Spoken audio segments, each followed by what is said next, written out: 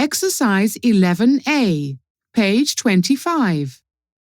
A cold wind was blowing, but there was a bright blue sky that morning when Dan and Mark pushed their canoe out onto the river. "Where's the map?" asked Dan. "I didn't bring it," replied Mark. "I know this river well." 2 hours later, they stopped to have a cup of hot coffee on the riverbank. They were talking about the river animals when they suddenly saw a kingfisher. "Wow!"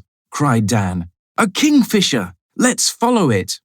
They quickly got back into the canoe and started following the tiny, colorful bird. A short while later, the bird disappeared and the two men decided to turn around. "Oh no, a waterfall!" Dan shouted. The canoe was quickly approaching the edge and Mark and Dan didn't have the strength to stop it. "Hold on!" yelled Mark. He knew they could not escape.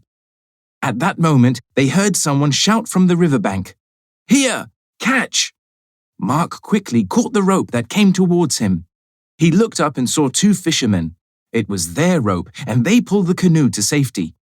2 minutes later, Dan and Mark were sitting on the grassy riverbank. They were tired, afraid, and relieved, all at the same time. "I don't know how to thank you," Mark said to the fisherman. "The important thing is that you're safe," one of them replied. "And besides," he added with a grin, "my friends in town will never believe me when I tell them what we caught today."